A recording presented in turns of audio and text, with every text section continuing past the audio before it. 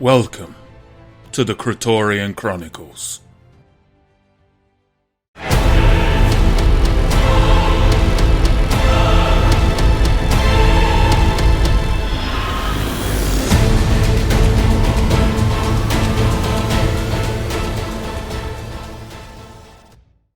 Meet Calavine, a half-elf tiefling who is learning to master the way of the blade. Our young intrepid adventurer, once a simple barman in the city of Easthaven, head west to the frontier settlement of Noldrin to start a new life. After taking several contracts to earn some gold, Calavine became addicted to the life of adventure, seeking fortune and glory, the thrill of battle, and claiming justice, sparked a side of him he never knew he had. On a bounty for a local drake herder, Calavine came across a cougar cub. Finding the parents had been mauled by a drake, our young hero took in the cub, calling him Nameless. The two have been inseparable ever since. Calavine was caught by slavers in the lands known as the Shattered Sands. It's here he became a gladiator, and now fights for his freedom. You glance around your room. It's dark. You kind of have the compound's quite large, and you are not at full capacity yet. And you do have a room to yourself. As small as it is your own. You don't have to share at this stage. And you glance around. The dream's still vivid. You're still not sure if you're awake or asleep. And you're kind of glancing around and the adrenaline is still charging through your system and there's nothing that you can see.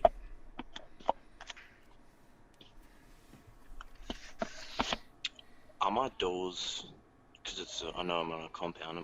Did the doors get locked at night time? No. Okay. They're pretty confident in the kind of neck braces. The whole security. Yeah. Okay. I want to go out and have a look. Outside my door. Absolutely. So I go outside, out my door. And I just I don't really have a good vision of the barracks.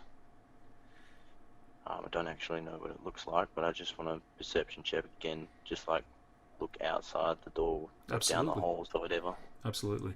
For a low rolls. God damn.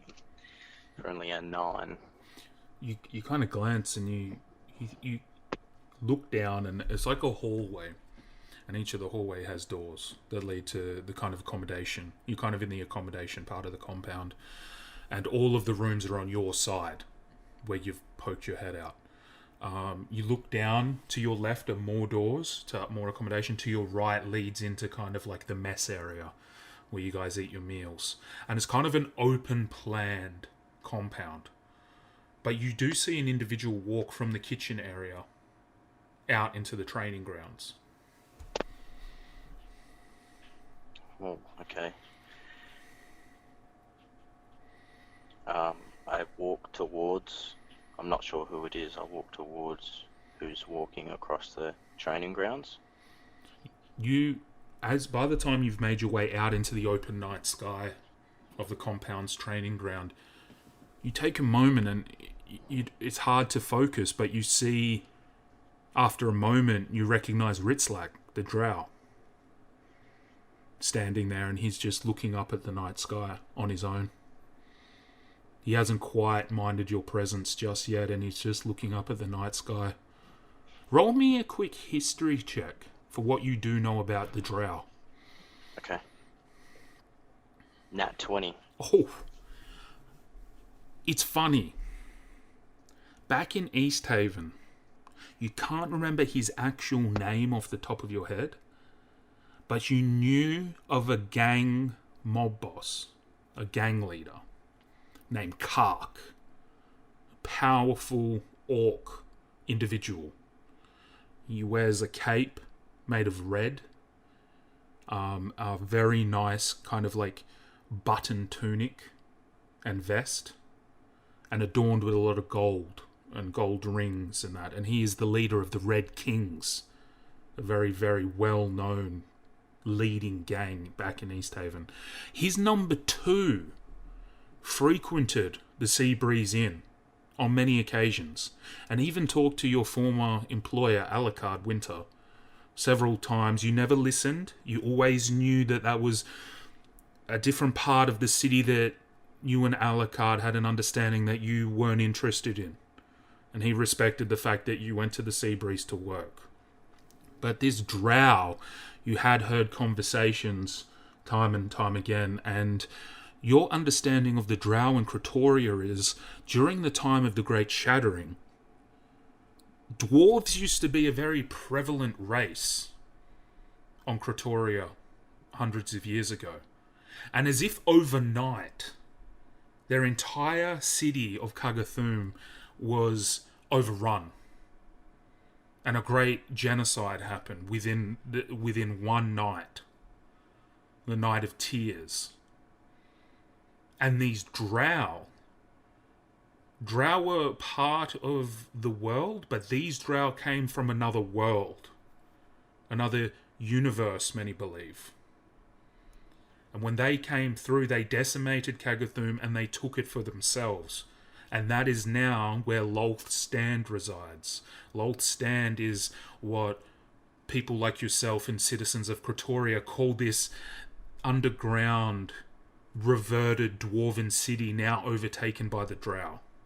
And from this great Nat 20 that you've rolled, and you know that there's been this constant conflict between these races of people called the Valmirians in the north and the drow. The thing is that you know, and all your years working at the bar is, despite people's nationalities or where they come from and what they've done, people are just people. And not everyone agrees with their cultural heritage. And this drow back in East Haven, he was very well put together. You remember this very slick, kind of like white braid that used to come all the way down his back, and he always wore the finest leathers. And you would hear him talk about this place called the Underdark. And having to, their race constantly having to, that curse was put on them by their goddess known as Lolth, the Spider Queen. And when she was defeated, the drow were able to rise to the surface. And there was a big conflict between the drow, because many loyalists stayed in the city, and they chose to attempt, from what you've heard rumours, resurrect their fallen goddess that was defeated by the Red Queen. A kind of holy individual from the heavens that aided the Valmirians in their final hours when the drow tried to attack them during the Great Shattering. And Lolth was there as well. And a great conflict ensued in the north. And it still has a proxy war to this day. Territory wars between the Valmirians and the drow are still very active, called the Borderlands. What you do understand of drow is many of them spend most of their lives underground. So you may be thinking to yourself, perhaps the night sky is a foreign concept to some that spend their entire existence underground.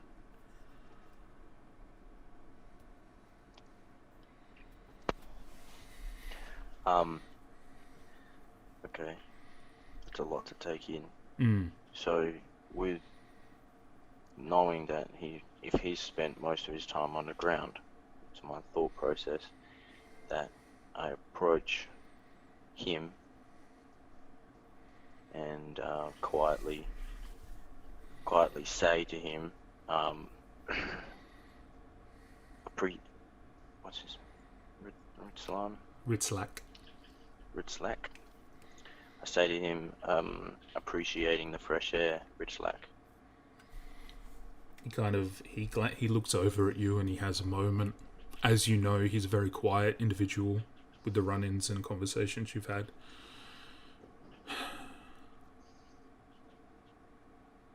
Yes. Yes, I am. There's nothing quite as beautiful as the night sky, is there? No, I agree. And you, much more. And you do look up beside him and you take in the night sky, and it's just this endless abyss of these white stars in the night sky, and some formulating constellations, and what you can see is like small Milky Ways, what the wizards supposedly call the Milky Way, which are more meant to be more planets out there, from your understanding, your very basic understanding of space. It makes you feel small, doesn't it? He kind of, for the first time since in that bathtub when he seeped into that hot water, you kind of see Ritzlak let out a smile. Yes, it does. And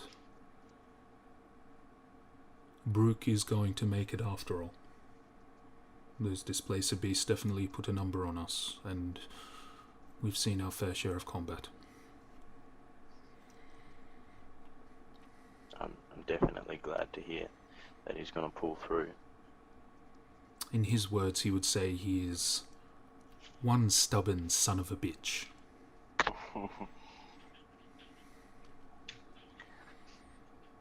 So, you were out here before I was. Did you see anyone else? He takes a moment and pauses and actually ponders on the thought. No. I am more accustomed to the darkness, and I definitely would have seen someone if they were out here. Okay. Well, it's way too early for me to be up. So, good seeing you, and I'm glad that Brute is okay. I head back to barracks. He simply bows, and there isn't an arrogance about him, but from your understanding of Drow customs, they're not as warm as the people of the surface. Get more of like a distanced, someone in suffering kind of vibe. Yeah. But still has his manners. And on that Nat 20 roll, being born a male in Drow society is not what it is for most cultures. It's the opposite. You do know Harsh. You're very harsh. It is very much a matriarchy, and males are treated less than since birth. Despite him, from what you've seen, being an incredible fighter in the arena.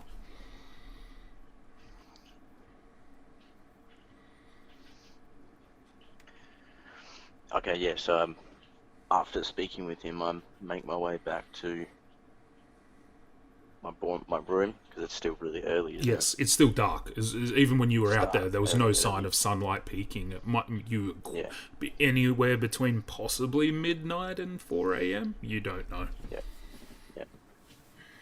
So I head back to my room. And when I get there, I just take one last look outside before laying down, feeling a little bit anxious. Let me roll. Oh, God damn it, 8. Maybe having that talk with Ritzlak took your mind off things a little bit, and the pain in your chest has kind of simmered down. But you know, when you wake up and you exit the dream, and when you go back to bed, it's almost as if it's lingering in the back of your mind, these haunting screams and this fire and this devilish smiling entity in the darkness kind of plays on your mind a little bit. But you are that tired, and it was one hell of a day that sleep takes you pretty rapidly, and you do dream of more pleasant topics. Dream of them young siblings. You do have the flash of the docks fishing, which is one of your favourite pastimes with your younger sister and brother. Oh, goddamn. Simpler times. Yeah. Morning approaches. You wake up a little bit later than usual. Your wounds and bruises from combat with the death knoll. You do find that you recover a little bit quickly. There is when you leave the arena Every time you've left the arena, you have these hooded individuals come up to you, and they lather you in a very kind of dark red kind of how should I say? Almost like a juice, almost like a, and they wash you off, and you find that it smells awful, but a lot of your wounds tend to heal quicker, and bruises I see diminish. it's like smashed up raspberries. Almost, kind of yeah. thing? Like, yeah, there's a glugginess to it. It's not refined at all, but you do find your wounds tend to heal rapidly the next day. The hyena bites that you had, they're nothing more. They're already scabbed over at this point. They still have wounds, but a lot of the more major wounds are already healing. Yep. You uncommon to the compound. You can hear you can kind of hear the boys having their morning mess. I mean, there's nearly 20 of you guys in the compound. So there's always conversations in hallways, and there's always someone eating food or people getting up to do early morning sparring. You usually have the mornings to yourself until roughly, depending on the day, could be early morning drills. Greytox might just come in and just flip you out of your bed some mornings. There's always a sense of there is a routine, but it can just be sudden sometimes. But usually, the chances are, if you all did well in the arena, they'll let you sleep in on the first day of the week. And you do. It usually starts off at about mid-morning. Your training will start, so you've still got about an hour before the day commences. Okay. So I got a little bit of time on my hands. Absolutely. Okay. Go get breakfast. Mm-hmm. So I get a whatever you're able to drink, whether it's water. There's and it. Just Yep. and whatever breakfast I'm allowed to eat. I just smash some of that. They tend to offer you this very high protein. You can't really figure out what the meat is. It's always, sometimes it's dark. It's like, sometimes it's like, when I say fowl, I mean like a bird or game meat, or someone swears that you guys had donkey a few days ago.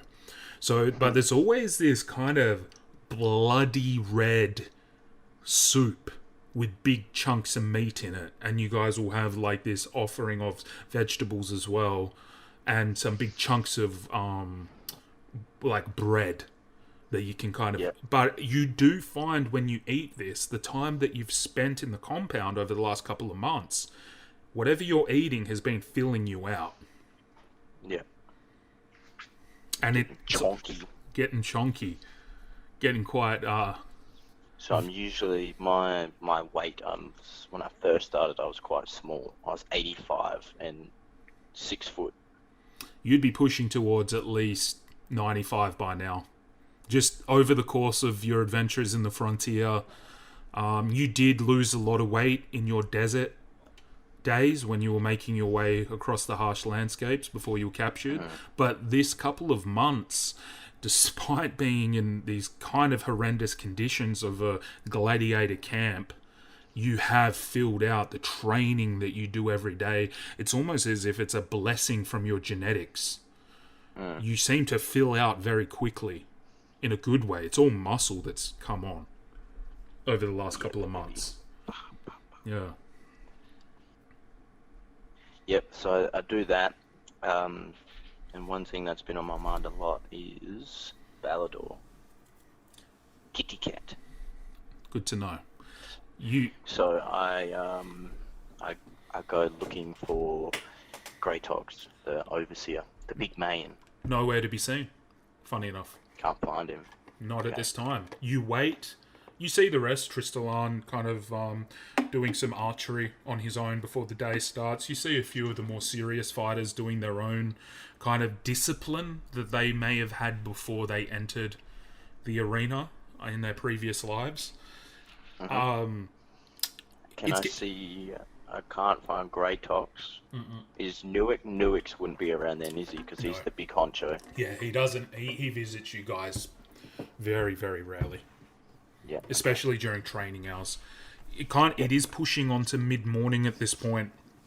Mm-hmm. And the main gate opens onto the training ground, and there is Greytox, and there's a smaller man in robes. He's almost dressed like robes, and his hair has this strange kind of top knot to it, kind of slicked back, and he's kind of in chains still.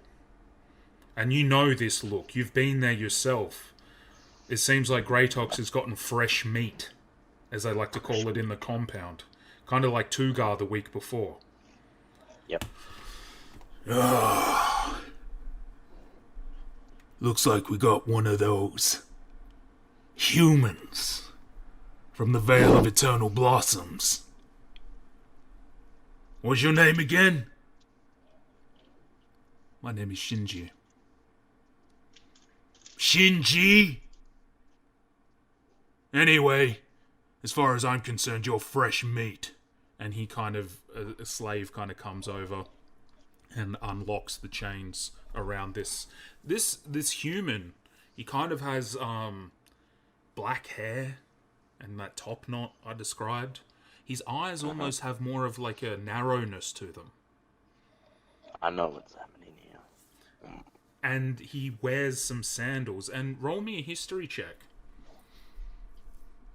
With advantage, actually, because of your days in the tavern. It makes sense. Excellent, because I rolled a natural 1. And then 18 all up. Your mind goes blank very briefly, and then it hits you like lightning. Oh, a samurai? No way. What the fuck is a samurai doing this far north? These Is Trista on there next to me? are not near you, but he is around. Okay. I look at him and then I look back at the thing. I say that's a fucking samurai. I actually say it out loud. He looks over at you and he nods, and he kind of just gives you like not a confused look, but a okay, as in like this is very strange, but sure. This guy's a long way from home.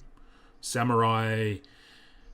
On that history check, again during the shattering, cultures from other worlds just randomly appeared, and you don't know a lot about the history of that place, but all you know it is called is the Vale of Eternal Blossoms, deep in the south central eastern freelands, and they are very strange. Men dress in these flowing robes and dresses, and they wear wooden sandals, and they've got these strange, very thin blades. You haven't seen them in action, but compared to a greatsword or a battle axe, you're like, what could this do? Yeah, Very elegant. Yeah. He is unarmed at this time, but you do remember seeing one or two of them come into East Haven, into the Seabreeze Inn before, and very respectful, and they do these bowing motions. And it's just a very different culture to what you're used to. Yeah.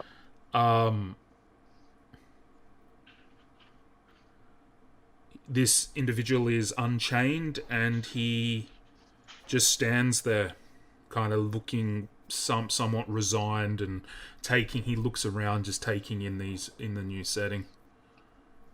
I approach him if I'm free. You are free. Greytox just yells out, Right. Training's gonna start in 10 minutes. and he just walks off, and it looks like he's about to quickly eat some food of his own and have his breakfast, as he's been preoccupied with Newicks. Yep. So I'll go up to this samurai guy, new samurai, and say to him, listen to the big guy and you should be alright. Thank you. And he gives you a slight bow. You can come with us to training grounds if you like. Or you're going to be there anyway, so let me show you.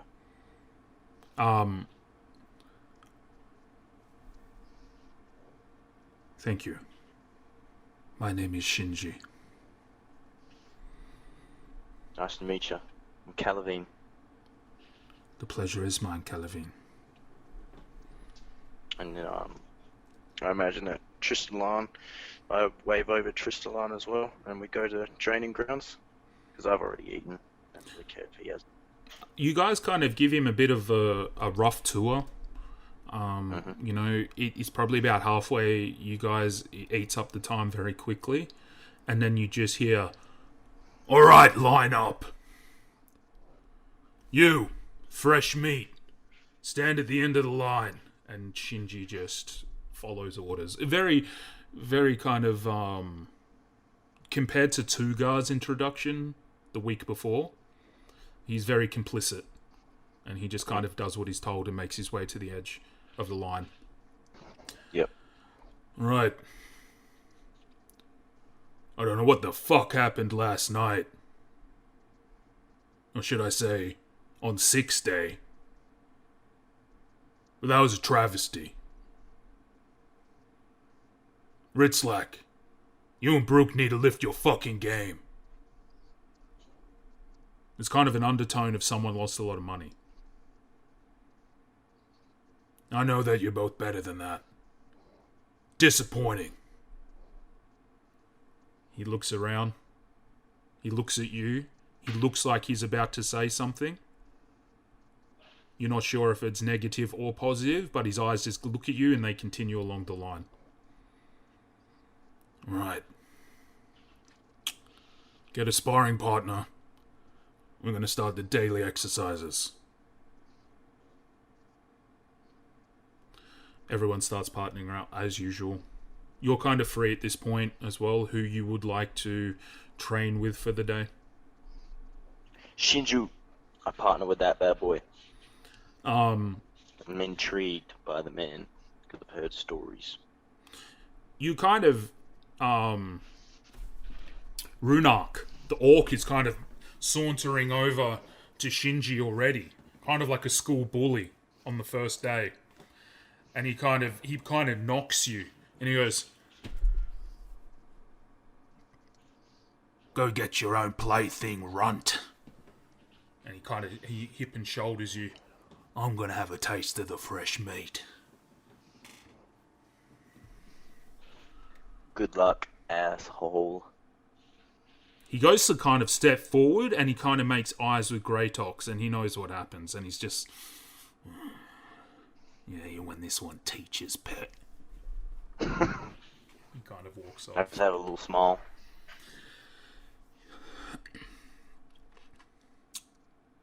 Who do you, If I can't, I'll go with Tristalan. Tristalan is kind of just dusting himself off and kind of get it lining up on the other side. You guys tend to break up into two Kicked lines. the shit out of me last time. Yes, this is true. This is true. Calavine. Well, shall we? I've got you this time. Just like that chess game, big boy. Oh, we'll see. And you do see that change. Just like all gladiators, you know, they have their personalities, but when it comes to what they do, there's that flip that switches. All right. Commence! And you see Greytox, and Greytox he's kind of walks up and down, eyeing everybody. Valmirian, what's your footing? I saw that. And you can see him just kind of pointing out at people as they're kind of practicing their stances and whatnot. It's at this moment, you do glance over at Shinji because you were keen to partner up with him, and obviously you want to... I have a look. You see, you can't quite hear because you're a few people down, but you can kind of see, you hear this kind of roar, and a few people kind of break concentration and they look down the line, and you do see Runak run at him with his kind of like, wooden training sword, great sword. And Shinji simply steps out of the way, and you watch this oafish orc kind of stumble in the sand and tumble. He goes, "Fight!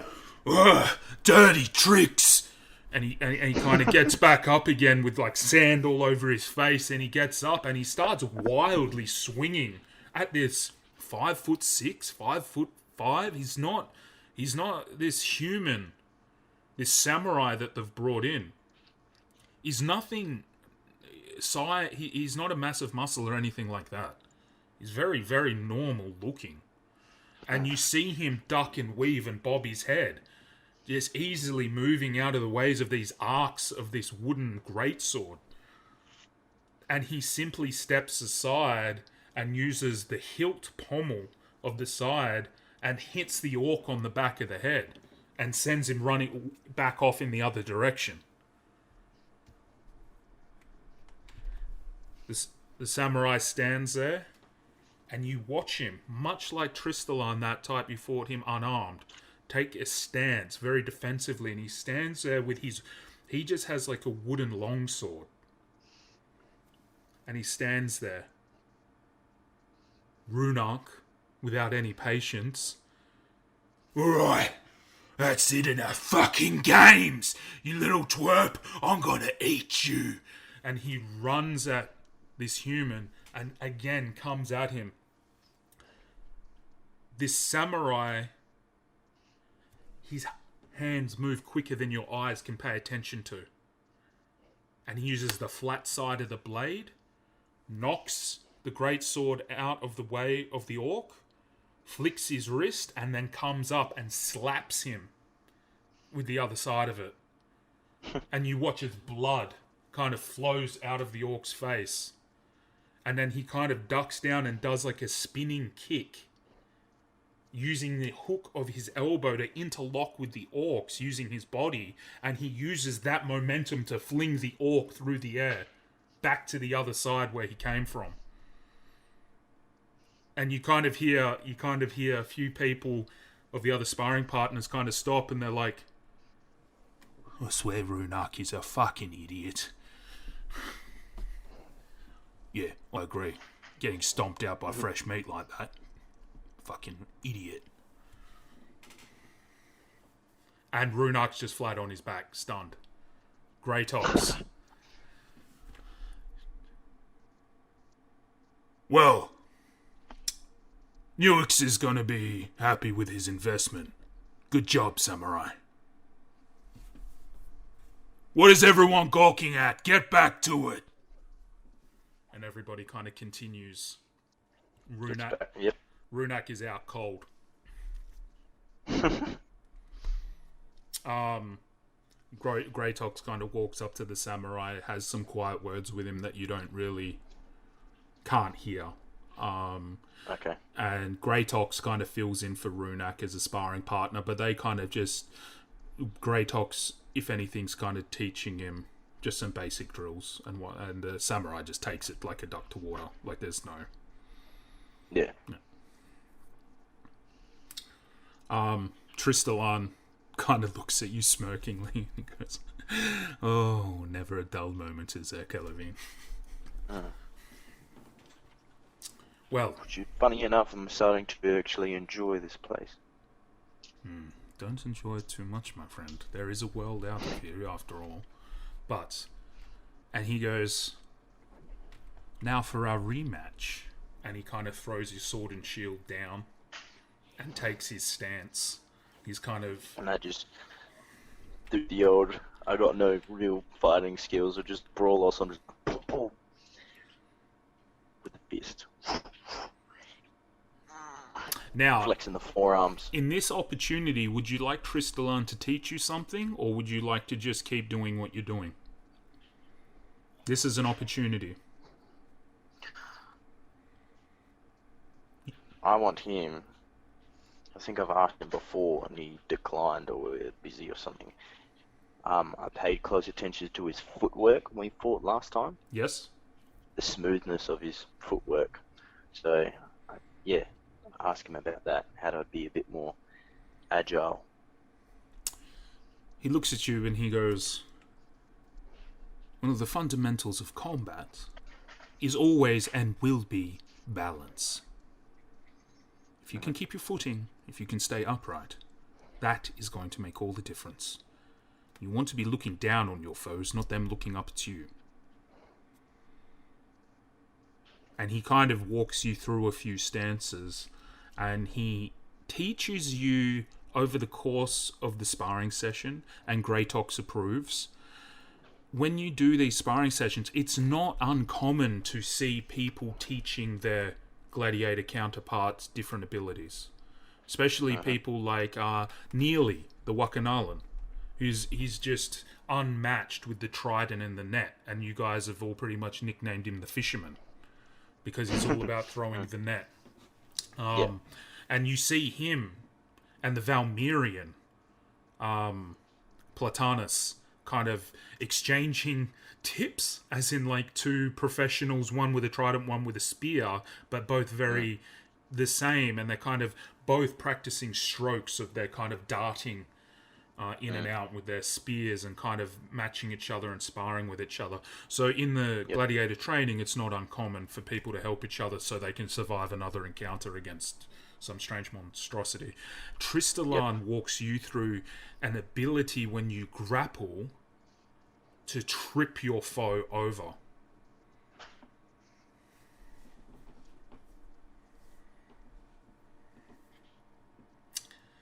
He grabs you by your shoulders and he kind of walks you through it, and in the explanation he gives you, he continues on about balance, like this fundamental value of these butterfly monks, and how it's all about centering yourself, and there's a greater spiritual metaphor and all those things.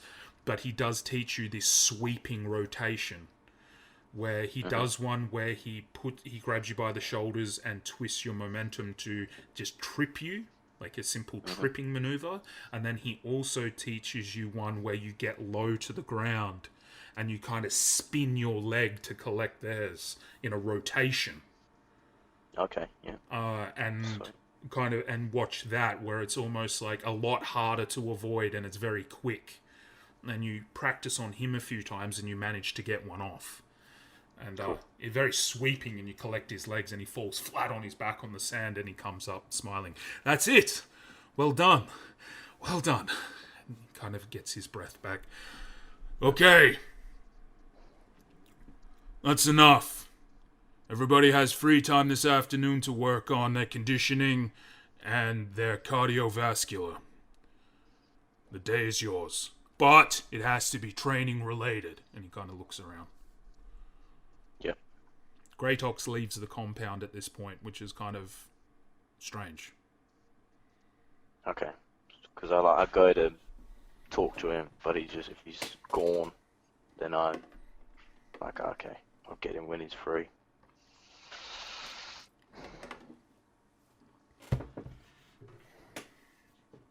I eat. This is my free time and I can't talk Greytox. Eat again. You guys have some lunch. Yep. Stuff myself. Greytox comes back probably about an hour later. He kind of gathers everyone up and you guys are back out in the compound, kind of at attention. Okay.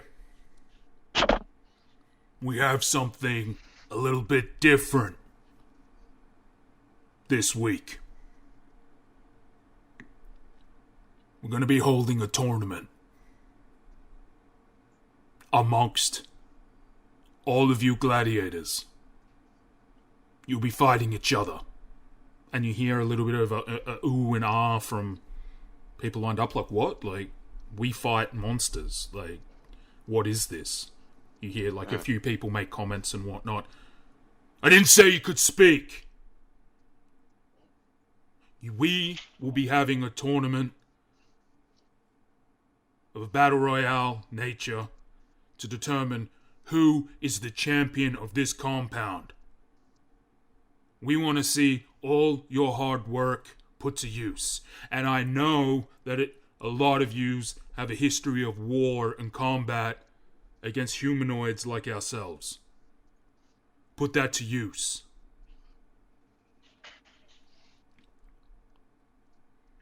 There will be a reward for this week's festivities that will be discussed upon when the winner wins. Until then, use the rest of the week to prepare for combat against your fellow gladiators. Do you understand?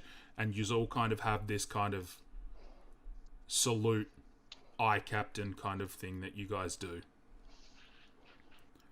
Right. Take that into consideration. You're dismissed. Okay. I approach him and I ask Grey Tox, can I have a word? Yeah. Devilborn, what is it? Just briefly. I remember speaking to you a few weeks ago about when you captured me. You also captured a small cougar, panther. Yeah, I remember a cougar. Yeah. Mm-hmm. Is that something that I could get back? Oh, the Or buy cougar back? that came with you. Mm. Oh, that. Oh, no, that's a great delicacy here. We ate that thing weeks ago. Ah, I'm just stare at fucking him. with you. No, we have him. I believe Newix has him. He's been looking after him. You may want to talk to Newix about that. Yeah. Is there a time he'll be coming through the compound? We'll let you know. But until then, Okay. you're a gladiator. You belong to us. You don't ask things of us. You do what we tell you. You understand that? I respect that. Okay. Be gone.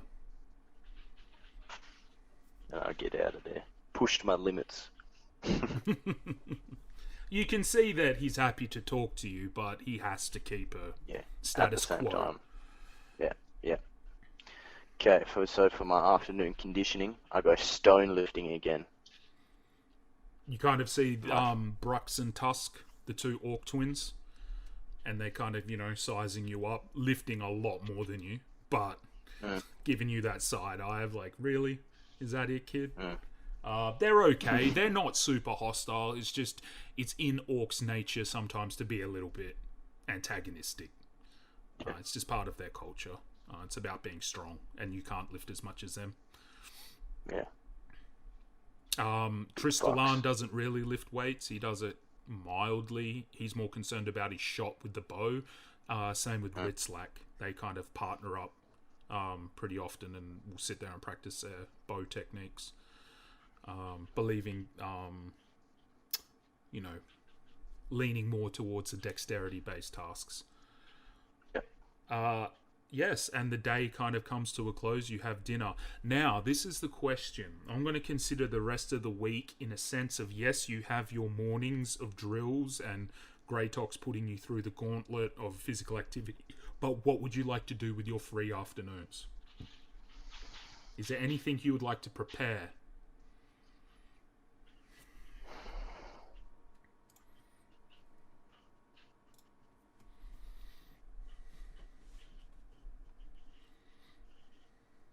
I'm just thinking.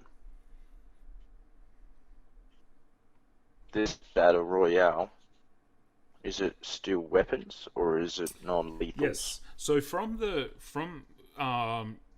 Tristalan has a bit of a conversation with you, and he goes, he has been in one himself, and he kind of explains the format. It's non-lethal. It used to be lethal in Newix's day. The reason why Newix decided to make it non-lethal is it's a waste of money. Too many lost too many assets. Yes, especially when your own stable of fighters are fighting themselves. It's considered more of a very anticipated exhibition tournament these days. They call it a battle royale just because it sounds better, but it's actually a 4-on-4 match with 4 separate rounds, and the winners from each match continue on to the finals. And and then the finals, the winners fight each other, and then the winner of the finals fights in a grand final that's usually a mystery combatant. Yep. Okay. Sweet.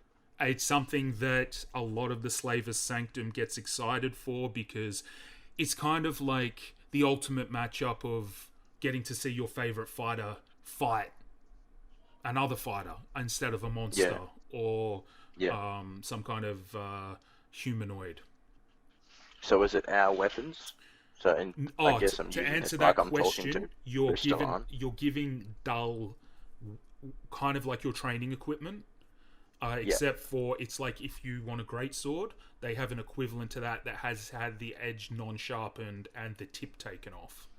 Yeah. So it's just a bludgeoning fucking. People still die. A lot of people use this opportunity to resolve grudges. These are still savage gladiators. They may have taken you in as one of their own, but there's still beef. As you know, like Tugar and Runuk, for example. You know, I'm sure if they get matched up, they're going to go at each other for death.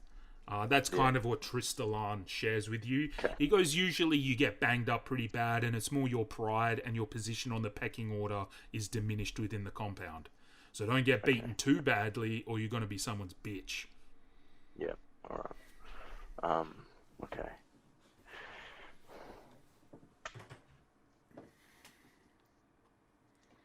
I ask for any tips if Tristalan's been in for this type of tournament before, a non-lethal tournament.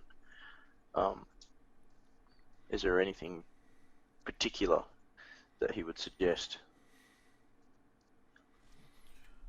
Well, my friend, this is when I hold my cards close to my chest.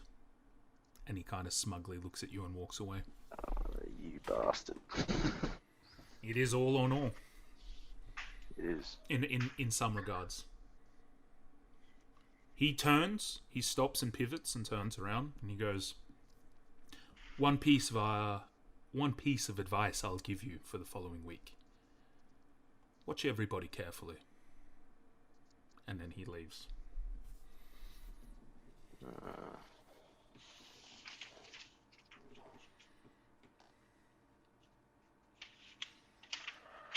Alright. In that case,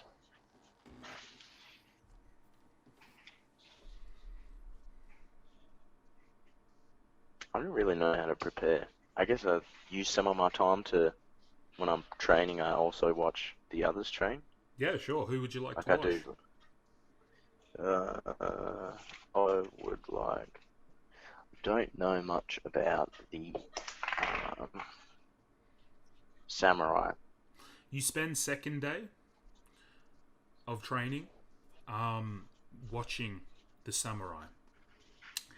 He seems very defensive. He kind of waits for people to come to him, and he seems to counterattack.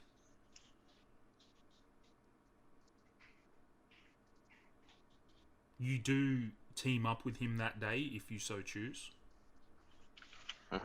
Train with him. Runak kind of learned his lesson. Every time you go in, he seems to have an answer for you with a counter. And you do get heavily bruised. He stands in a very strong, for Jay as a player, a very strong samurai-looking stance with his feet very much placed in the ground.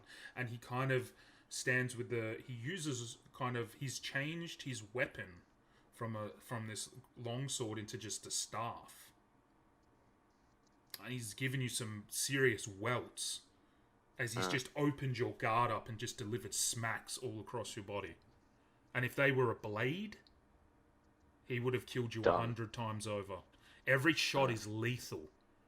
Everything is for the neck, for the heart, vital organs, veins. You just notice these welts. You would notice later that night on the second day, that night when you go to bed and you look at your body where the welts are rising and you're like, yeah, this guy's killed me a few hundred times today. Every hit he delivered was fatal.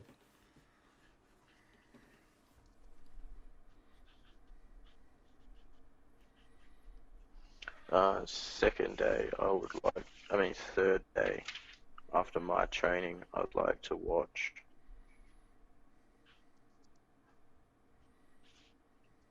Ritzlak. Ritzlak, with one-on-one training without his bow, he's very, very agile and graceful, and has a way of interpreting shots as they come in. And you've noticed a few times as you've kind of swung, he'll dip under and bring a blade up, almost as if to sever a limb from you. Almost very cruel.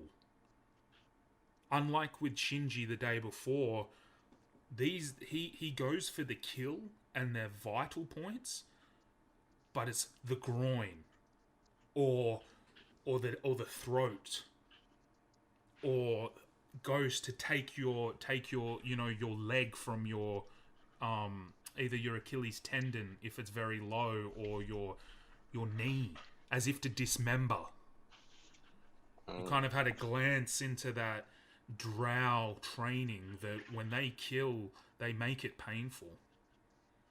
They want you to remember who killed you.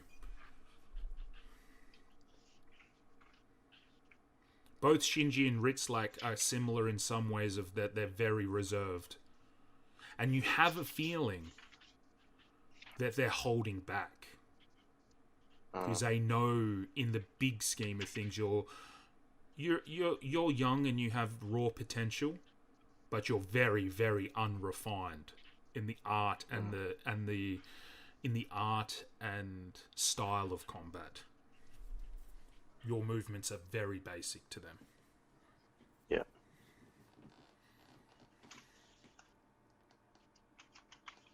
Your joints hurt when you're done with Ritzlak that night. Gotta eat a lot. Eat all up that protein soup.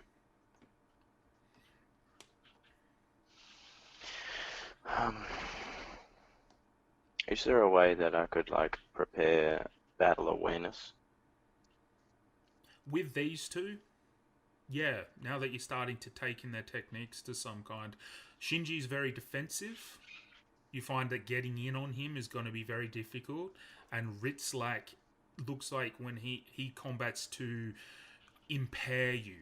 He wants to take your legs out. He wants to take your arm out. He wants to make it so you can't swing your sword. Things to be aware of. Things that you may choose to employ into your own uninitiated style, that you have no style. Yeah. You do learn when you're training with Ritzlak that on many, many occasions he was able to disarm you and make you drop your sword.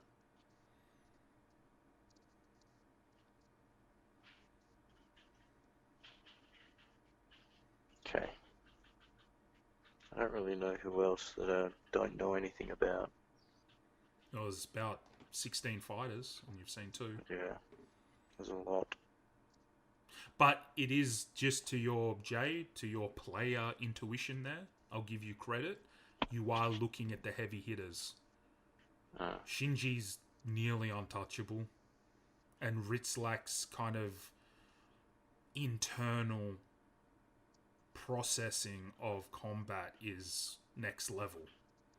These two, whatever training they got before the life of the arena, they were people of power. You start to notice now that you're really honing in on these individuals, and you look around to people like Runak and Tugar, who are quite powerful, kind of violent, heavy hitters. They lack refinement compared to these two. You look over at Tristalan and you notice Tristalan has a lot of style and a lot of training too, but it seems very different to these guys, and he's very range reliant. And I'll give you that one because you're his friend. You know that about him. Would you like me to go through who you see? Yes. You look up and down the line of other fighters as you practice, and you switch partners very frequently. At this point, Jay, being here a couple of months, you have trained with everybody. You have partnered up with everybody. Just over the days and weeks that you've been here. You know Runak. When he hits you, when he connects in sparring, it hurts every time. He's cruel. But he's, like I mentioned, compared to the other two, unrefined and full of openings. A lot easier to hit. Another human that keeps to himself. A lot of these gladiators, some of them are very extroverted in character. Some of them are very introverted. They've got that 1,000-yard stare of their previous life. Platanus, the Valmerian, the way he moves with that spear and shield, it's just like watching dance. The way his moves glide as he... Something you found that you never really thought about being untrained is how Platanus uses his shield as a weapon. He will trip enemies with it. He will backhand with his shield, knocking people backwards and making them lose footing. He'll feint and encircle his enemies with this shield as the front line, using that to open them up for his spear. Or sometimes feinting with his spear as an extension. And you notice with this spear, he has this strange ability to let go of his spear and give himself more reach and pierce and pull back with it. Giving himself extra reach compared to other fighters. And you notice that with Nili as well, the Wakanalan. With his trident. Yeah. Does a I similar want to look technique. at him as well.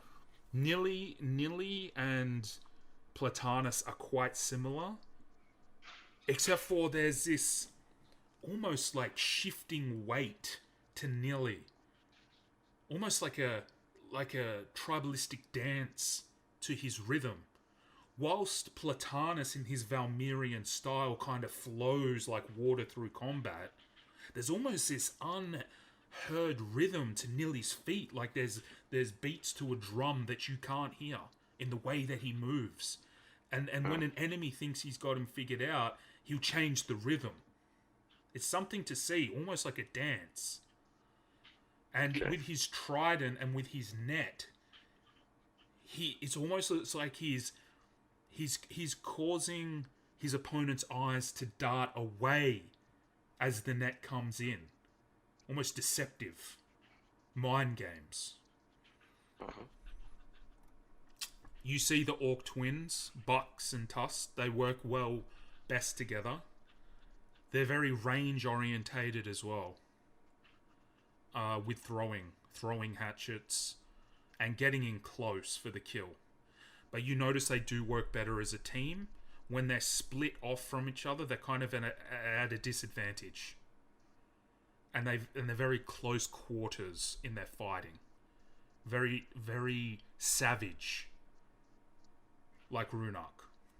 Different tribe, different kind of orcs, but they seem very, very at home when they're close to you. They do a lot of grappling and grabbing. Yeah. Okay. Another fighter you haven't paid too much attention to, because there's so many of them, and Tristalan kind of took you in as a friend, and there's, cliques within the compound, is Arik. And Arik is a tall, blonde-headed human who has like this blonde mohawk and tattoos on the side of his head and a big blonde beard. For you, Jay, the equivalent of Arik is much like a Viking in appearance. He has Ragnar. Yes, you could say. Yeah.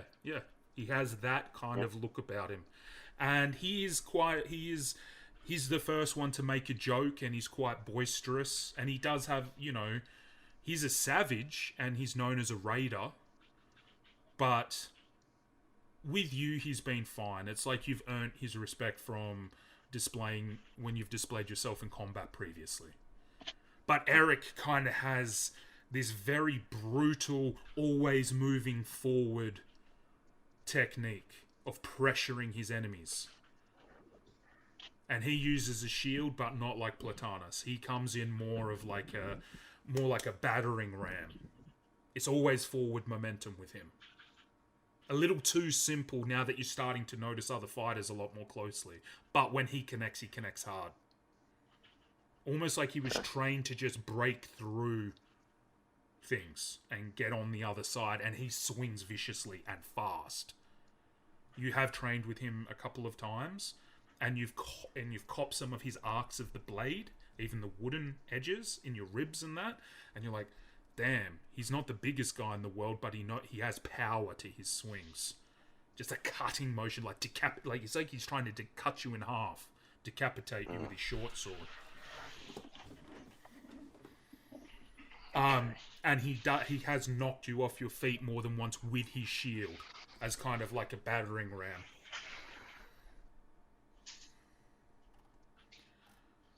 And there are other gladiators, but in all honesty, you do know a few of them chose an opportunity to perhaps fight and win. There's one of them that is a former guard. Another one is a bandit, a little halfling. There are other gladiators, but they're just making it by. And to be completely honest, you could say experience and technique wise, that you could probably take them. You feel quite confident. Yep. Okay. Pretty comfortable with that knowledge.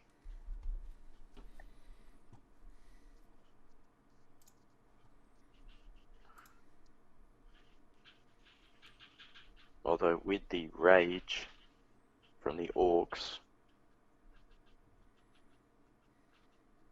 wonder if there's a way to, like, it seems I could get them if I was to not attack them and have them somehow not attack me for a turn. They'll lose their rage. Something to consider. Yeah. You have noticed that in combat. The few times you've seen Runark fire up. And also one person I did forget is Tugar.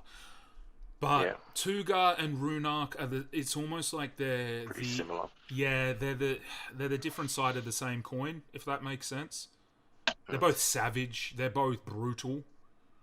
And when people get hit, they get hit hard. Those two are very evenly matched. Yeah.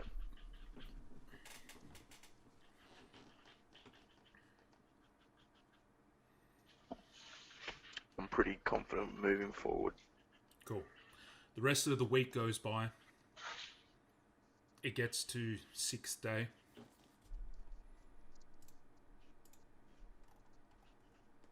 Just double checking so I don't miss anything. Is there anything else that you would like to do before we continue on to the night of the tournament?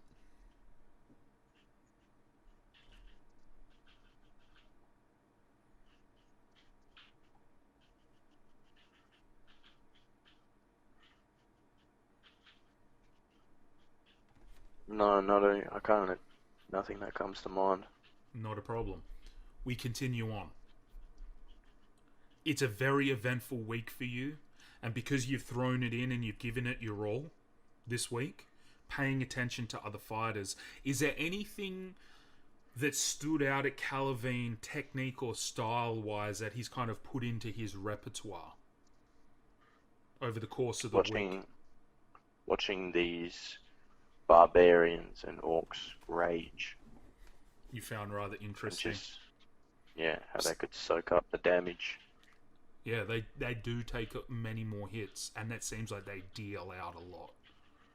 You even saw Tristalan, as graceful as he is, get knocked off his feet by Runark. A lot of these guys, and you do find the barbarians, they do fumble, but they do have the ability that if they do get through, they get through. Yeah. And their stamina is unmatched in the compound. Yeah. That's what I took most attention to. Okay. Lifting the boulders and shit. They could just keep going. And you pushed yourself this week. You feel good. You feel for the first time since you left East Haven, as overwhelming as it was when you first came to the compound, you really applied yourself this week. Mm-hmm. And you feel like you've grown. You have thoughts of who you were when you left East Haven. And your time in Noldorin. Your time in the desert. And now your time here. And you wash yourself in the bathhouse a couple of hours before they're about to take you back to the arena, and you look at yourself and you feel like you're looking back at a different person. The well-kept, Absolutely. well-mannered barkeep from the Seabreeze Inn is very much a man looking back at him now. Memories of Ballador the Paladin, the friendship that you gained, the friendship that you lost, finding out the truth of your family, and in particular your father. The origin of Broken Smile, a war between devils and demons. Being lost in the desert, fighting these undead creatures, these skeletons. Later being caught by slavers, now fighting in an arena, and everything in between. Your hair is longer. Your muscles are more well defined. And there's a glint behind those eyes now. A glint of awareness. Of a young man that knows of a bigger world. Are you ready, Calavine? Tristalon kind of ducks in. He's got a towel around his waist. I look forward to seeing you tonight, my friend. And he kind of he ducks out. Fritzlack kind of walks past and gives you a bow. You know, you guys, there's this strange energy tonight compared to previous nights of the arena. You're fighting each other, but there's this strange brotherhood of respect as well. Yeah. And everyone's waiting to see Cougar and Runak if they fight each other, and there's all these little bets going on in the compound against each other, and, you know, more jest at this point. No one intentionally plans to kill anyone, except for maybe the barbarian and the orc. But there is an eagerness to see what everyone's actually made of. Greytox lines you all up. You're all there. You're all got the weapons that you've chosen. Great sword, Jay, I'm assuming. Great sword. Yep. You've got this. As usual. He has a different armory. This time it's just crates. And you look in these crates, and everyone chooses what they want for the evening. And it's all these blunt weapons, very similar to what you've been training with, except a little bit heavier, a little bit more authentic, but dulled down. Yep. Okay. And he sees you. You just happen to be near Greytox. Galvin. Eric. And he looks over at the blonde-haired human. Quite tall. He's like 6.5 feet tall. He's a bit taller. Tuga. Gianilli. You're Group 1. You guys all make eye contact. You look at each other. Eric kind of gives you like a bit of a smirk. Like, this is where all that knowledge of the week is coming in. Gianilli, you've always had good encounters with. He's got that big, broad smile against his kind of darkened Wakanalan skin with his big braids that come back. And he kind of gives you like a happy smirk and nodding his head like, okay, this is who we're up against. And you see Tugar. Tugar's a little too cool for school. Kind of got his arms folded and doesn't really look at you guys. But you, Eric, and Gianilli kind of acknowledge each other like, okay, this is what's happening. Okay, Team 2. Who have I got here? Shinji. Tristalon. Oh, great. What else? Who do I have? And 2 others. He calls out their names. I did forget to mention another of the fighters is a blue-scaled dragonborn.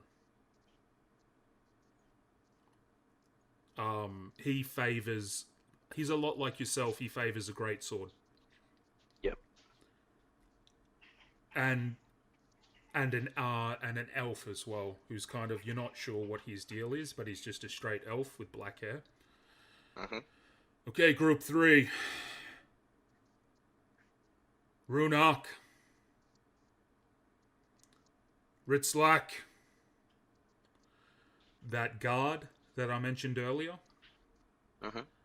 and a halfling. And all you know as a halfling is he's got his face tattooed and he used to be a former bandit. Yep. Group 4. Platanus.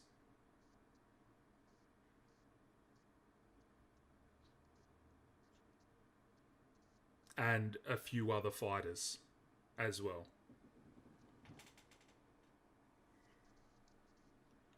Yep. Just double checking.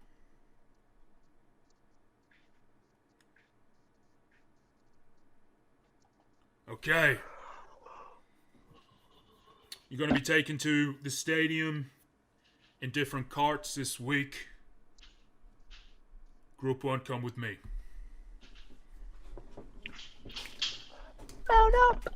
Tristalan, he looks up at you and he goes, "See you in the finals, Calavine." And he has a bit of a smirk. Good luck, old man. You're the one who's going to need luck, young blood. He kind of smiles and kind of waves you off. Everyone who stays in the back of the compound kind of separates a little bit, starting to get a bit of their pre-game face going. You guys get thrown in a cart together. It's a little bit tense, especially people like Gianilli, who you know smile a lot and they're pretty approachable. You can see there's a bit on the line. Just remember that there's still points, and some people want their freedom. Some people want to get out of here. You know Gianilli comes from a fishing village, and he wants to get back there. You're not sure what Eric's story is, but you guys, this could be an opportunity to really up your points and get the fuck out of here. Those guys don't say anything. You're kind of brought to your holding cell. You can kind of hear the people talking in the arena, and it's pretty max capacity from what you can see through the grate. Greytox kind of leaves you there. Have fun, ladies. I'm going to go get the rest of the girls. You'll be called up to the arena as usual, and you will comply. Have fun. And he leaves. You kind of hear some fanfare and whatnot. And your names, just like every other week, they call you all out one at a time. Tugar is called out first, and there's some cheers. Eric gets called up, and then Gianilli. And then finally you. And you make your way up the ramp, and as usual, there's bright lights from these giant kind of fires all around the arena. It's nighttime. There's an atmosphere in the area that's electric, and you do get the hooting and hollering from the crowd as you kind of make your way up. You do hear that announcer's voice. For the first match of the tournament, we have Eric the Raider from the Northern Lands, a land of icy tundras. We have Tugar, the Savage, born and raised here in the Shattered Sands. And Gianilli, the Wakandan Wanda from Wakanala.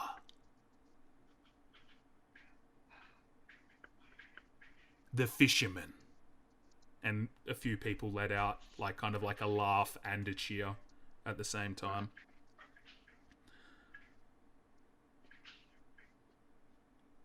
And finally, the Devil-born you know and love, Calavine. And there's a bit of a roar from your last spectacle from last week that's kind of still lingering. And I do make a stay. I think I said Wakandan Wonder. Wakanalan. Wakanalan. Yeah. That was fun. Yeah. Nice reference, bro. Nice reference, bro. Easter egg. You all, and if you feel free to open up that roll 20, sir. through it now.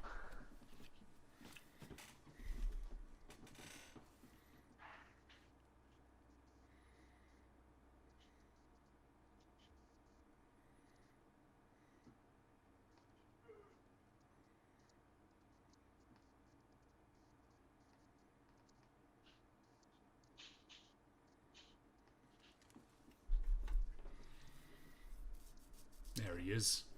Alright, so you are here. Let me check something. Yeah, there you go. You are the guy to the right. So you all kind of get ushered in a little bit by the commentator, and everyone naturally kind of makes like a circular formation towards the middle of the ring. You can see Gianilli, the Wakanalan, not the Wakandan. I'd be lying if I said they weren't an inspiration for their race, because they're so damn cool. And then you've got Arik with an A directly across from you. And then you have Tugar at the bottom. Yep. And then you hear, "Ladies, gentlemen, and germs, let the tournament begin!" And you hear like a whoa of the crowd. Everyone kind of stands in place, eyeing each other off to see who's going to make the first move. Roll some initiative. Oh, okay, so it's... Oh, right, okay, I get it now. For some reason I thought it was going to be like an 8 battle, a team of 4 versus a team of other 4. Right. But no, this is team 4. We're all going out. Okay, that makes more sense. I was like, shit, Lee's got a lot on his hands. Oh. He's got 7 NPCs to look after. Hey, brother, I'm only human. I'm going to check the system. Because originally, like, spoiler alert, but I was going to make this a full-on battle royale. And I'm like, to fully describe what's going on, man, it's like... That's going to be way too hard. It's too much. As much as I'd love to, Yeah. It's not, Yeah, that's crazy. Yeah.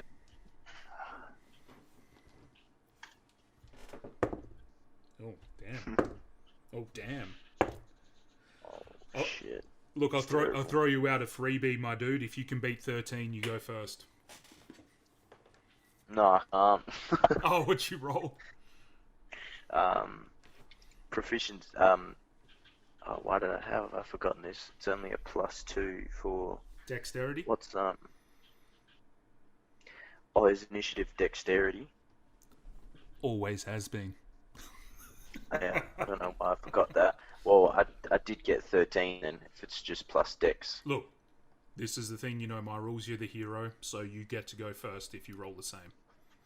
Yeah, because I rolled an 8. Oh, actually, no. He doesn't... How much do you have? A +3 to dex? A +5 on Oh, dex. you go first then, because how it works is... If his isn't +5, yours is higher, so that's how you determine if you roll the same. And your dex is +5, his is like a +3, so you win. Yeah, initiative. Right, says it right there, +5. I'm a fool. Okay. So I'm first, yeah? Yes, sir. Okay, and I got... Oh, there we go. I've got to hold it. Yeah, you can see that. All right. So, Jay, just to give you some Gianilli, some Arik, background Tugar. here, your damage will be considered non-lethal automatically, unless stated otherwise, unless you are trying to kill, and the damage output will be the same, but it'll just be considered non-lethal. Non-lethal. Yep, sure. Sounds good.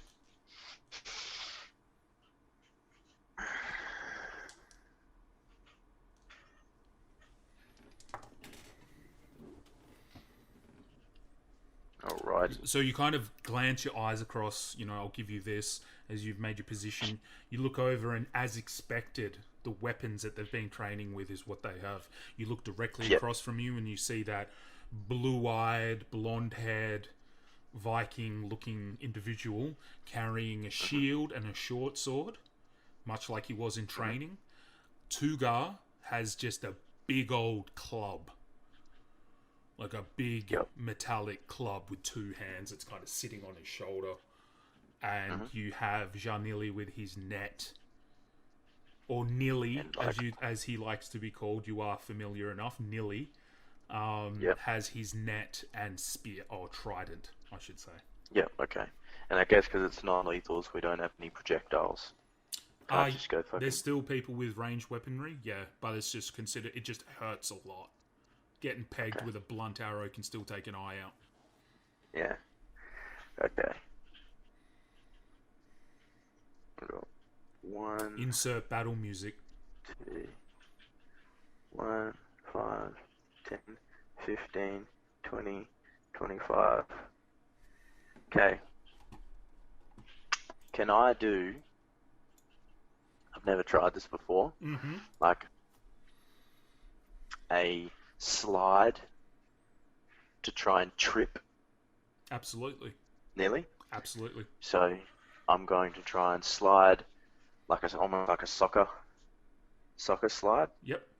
On like one knee and a foot straight forward to try and trip him. Absolutely.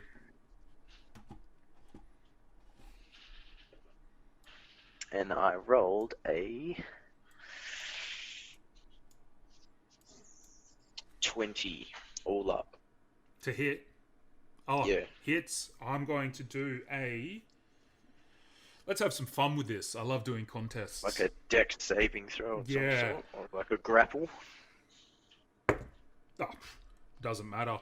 You kind of come in and he's ready for you. He's got his trident kind of in a throwing position and he's got a net in his hand and he's kind of waiting and he kind of throws the net as you come in and you slide underneath it.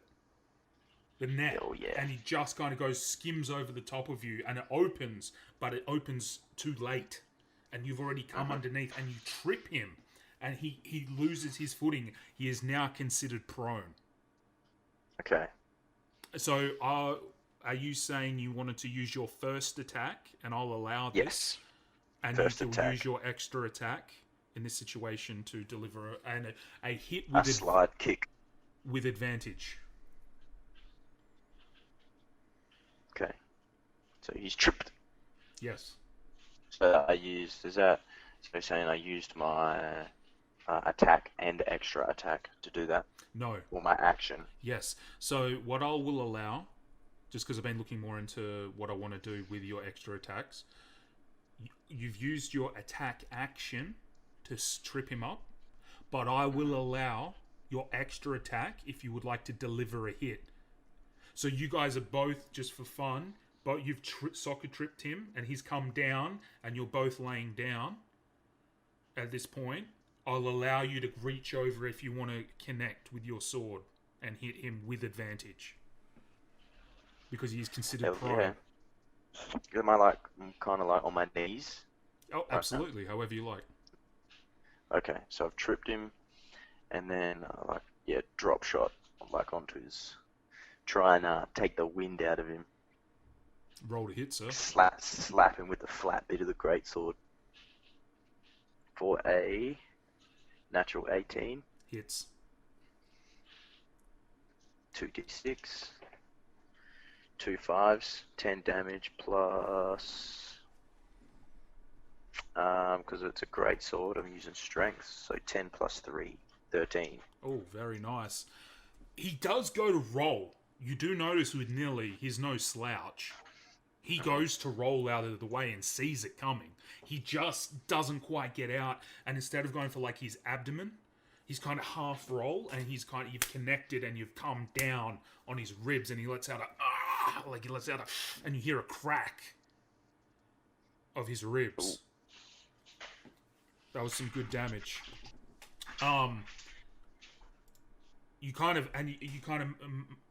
And always feel free, Jay, to explain what you're doing too. So you've still got a bit of movement. So tell me if you've ended your turn. So he's on the ground, and I'm guessing I'm here on him. Mm-hmm. I've slapped him, and I'm going to try and get a quick glance. I'm gonna glance over at these guys briefly, so I don't know if they're like maybe a disadvantage look or perception check. You I just kind of wanna dart make over sure very I'm quickly not gonna get. as you're pivoting, and you kind of turn, you kind of catch a glance, and they're engaged. You can't see what's Okay. going on, but you do see this giant club come down, and you see Eric fall to one knee, kind of protecting his head with his shield, Okay. and you see the shield crack. Okay. I see it crack. Do I? Yeah, you just see the impact. It's almost as if you can feel it from where you are. Oh, okay. Right. So it's just like a smack. The And- shield didn't actually break. And you don't have time because now Nilly's back to his feet. So was Okay, that your now- turn? Yep, that's turn finished. Yes, and now Nilly, to reiterate, is back on his feet. I should have waited. He's back on his feet. Yep. He gets back up. He kind of comes at you with this trident, this kind of three-pronged, nulled down trident. Ooh. Yep. That is a 16. To hit, Yep. my AC is 17. Misses. He comes in for his extra attack. Definitely hits. He's a 15. So feel free too. So I missed on the first one. How do you dodge? Or do you parry? So what did he do? Did he lunge or? He just lunged at you with his trident. He's like, phew, very rapidly too. Yeah, so I just do almost like a backstep, quick last second dodge with my shoulder. He retrieves and he goes immediately as you're backstepping. He sees that moment of opportunity and he flicks his trident back out, almost like what Platanus was doing in training. And he gets that Where it's extra like- reach, and he just and he bangs you square in the chest, kind of giving you back what you gave him. Yep. And that is, let me double check.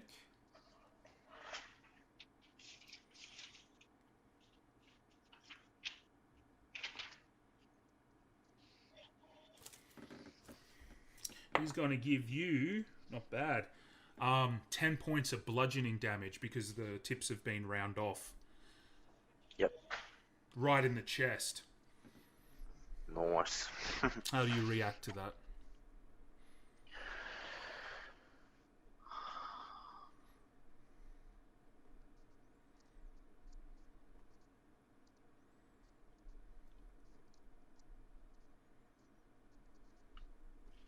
Damn it. You hear a slight like crack in your sternum as well. It's like a battering ram just going bang, three prongs into your chest. I just say to him, doesn't look it, but that's got some strength. He kind of gives you that Nilly smile that you know now, this wide grin. I'm just warming up, my friend. Yeah. And he kind of starts doing his movements, shifting his weight. He doesn't. His net is like over here somewhere, isn't it? Yes. He threw it. Yes. Okay, so he doesn't have his net. Good. Okay. I am going for a... Just on that note, real quick, you hear another tremendous bang on this wooden shield, and you see this, you glance over very quickly, and so does Nilly. Like the impact and the sound, you hear the shattering of wood, and you see Eric fall back, and you see these shards and pieces of splintered wooden debris fly off his arm as he falls backwards into the sand, and Tugar starts coming up, lifting this giant club and brings it down. Eric just starts to roll out the way, and the impact you can feel in your feet. Damn. You're not sure if this guy understands that this is not to kill. Menace. Your turn. Absolute menace. Okay.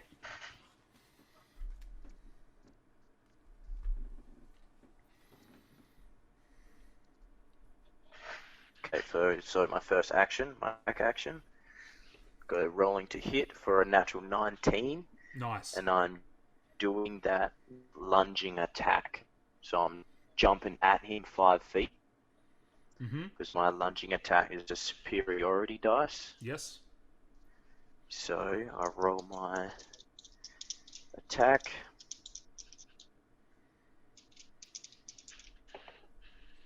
for a 6 and 2, I'm going to use Savage Hacker this turn to Mm-hmm. re-roll my low damage to make that 11 base damage plus 3 strength, so 14, and because it's a lunging attack, my 1 superiority d8 for a 4, so 11 plus 3, 4 is 17 damage. Well done.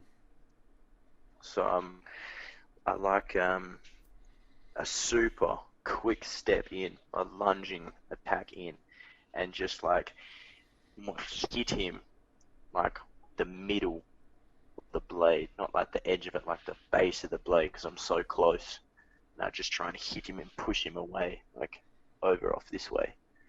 That's the kind of movement I'm doing. I don't actually do it, but you know what I mean? You know Like I what? step in real close and connect with the If you base of the sword. if you would like to, for your extra attack, would Mhm. you? I'll give you the opportunity to continue your momentum and send him off to the side if you like. Yeah, well, because I've got the, like, if you can imagine, the base of the sword is like Yes. on his head, pretty much on his neck. Yeah. So yeah, if I can use extra attack, to continue the momentum and like throw him at, is this like a wall or something? That's where you came out of, but it's been closed now. Oh, Trapdoor. But yeah, yes, okay. you can. So yes, continue, and I'll take that into consideration. I'll take your next roll into consideration as you kind of use your momentum when you're trying to do what you did to the knoll and push Yeah. through. Push through. So 17 damage for that one, and roll to hit again for a a 19 all up. Yes, I'll allow that. And you kind of push through and you knock him 5 feet. He's not prone, but you've knocked him to the side. Okay. Does that do any damage for that extra attack? Oh Do I man, roll the it? damage. Yeah, I'm just Damage. allowing something. Yeah, absolutely. Sorry, I had a tilted roll. So another 12 points of damage. Damn, son. You can. And did you say he connected with his neck? Yeah, He like kind of he almost the hilt, he because I was so close. he is quick enough because he's a very swift fighter. He lifts his trident up and he kind of absorbs some of the impact with his own weapon. And he kind of, like a boxer, he pulls up his shoulder and absorbs the impact as you send him wailing 5 feet across into the hatch that you guys came out of onto the wooden surface. And he's really taken a hit. And the trident that he's used to absorb the damage has a slight bend in it at this point. That's how hard you've hit him. And he looks at you and blood starts coming out from his gums and his teeth. And he looks at you and goes, I haven't been hit that hard in a very long time, my friend. And he has that big wide grin of his. I just give him a big grin back. I've got that real serious, focused look. He is the target. Not to kill, though, but he is the target. Make me a quick perception check. For free. Yep. That would be a 19 all up. He's smiling at you, kind of trying to take your attention, and his arts rapidly dart to his net, and then back to you. You kind of, at this moment too, you can't see, but you hear another explosion, and you kind of can't help but glance over, and so does Nilly's eyes, even though you're both enthralled in combat. You see sand fly in the air. And you look over and you watch as a pillar starts to fall as Eric's kind of ducking out of the way of this large club. One of those large pillars starts to fall into the center of the arena. Nope. And then you just hear, So like here. "Calm yourself! Are you trying to kill me, you fool?" And Tugar just roars and just comes at him with this giant club. Fucking crazy bastard. Okay. So perception check. I've seen that little bastard look at his thing. To finish my turn. Am I too late? Yes. Yeah, okay. You need to just start being a little bit more precise with my turn's over, or I'd like to do something else. Yeah. So okay. just be clear. Give me a clear breaking off. Or is that my turn's over? Okay. Yep. It's back to Nilly at this point. Mm-hmm. And he... make me... Oh, no. It would... He lunges at you. Yep. Oh, actually, he's about to lunge at you and he kind of feints a movement and he kicks up sand into your face. I need you to make me a wisdom saving throw. Yep.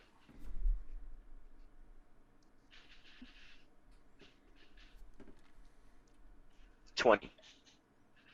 Not natural. Hold up. No worries. He kind of comes up and you've gone like that and you've blocked the sand from actually getting into your eyes. And it's at this moment you see him dart for his net, but you succeeded.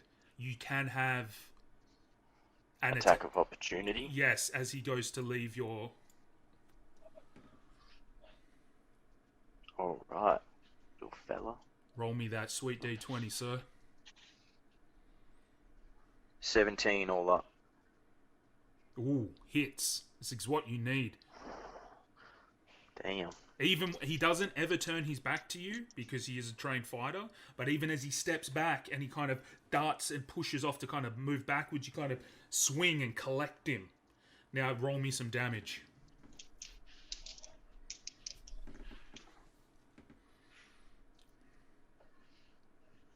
$13.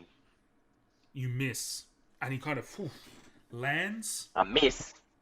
Oh, damn. Oh, sorry. 13 damage. Sorry, man. I was in another world good. then. I should say. This Slap that bitch. You do. You slap him. Where were you aiming? Right on the top of the head as he's diving for a net. Yeah, be there soon. If we need to wrap it up, we can wrap it up. Do you want to finish this? Yes. Finish this sequence? Absolutely. You lunge out and you connect with the side of his head. And you watch as it connects. And it's so rapid and so fast, and he's moving through the air as this is all happening, almost in slow motion as you react. And he cops it in the face. And it spins his head so quickly that you hear a click. And you watch as his eyes roll in the back of his head. And he falls and slides in the sand on top of his net. Nilly is out for the count. He is considered unconscious as you slapped him and took him off course and sent him through the air. Okay. Am I still in combat? Yes, you are. There's okay. a lot. You watch as Nilly and you kind of make sure and he's not moving. Make sure he's that breathing. He's unconscious. He's breathing. Okay, good. He's not dead. I was just about to check if he was alive. Yes, and you do hear like a roar from the audience near you who are watching your part of the fight going on. Yeah. And you glance over near that pillar, you can see Eric scrambling, only with his short sword at this point. His shield that was attached to his forearm, is frayed and splintered and of no use. And you see him kind of like unbuckle it and flick it off his wrist. He goes, "Have you lost your mind?" And he moves again, and this club comes down on the pillar that's fallen in the center of the arena, and just a massive amount of debris and rocks fly as the force of the impact almost shatters the pillar in half. Jesus. And you hear, "I fight only to win. Coward, combat is for death or life, and you will die." As you watch Tugar pursue Eric. Whereabouts are they? Are they in that spot? They are right here at this point.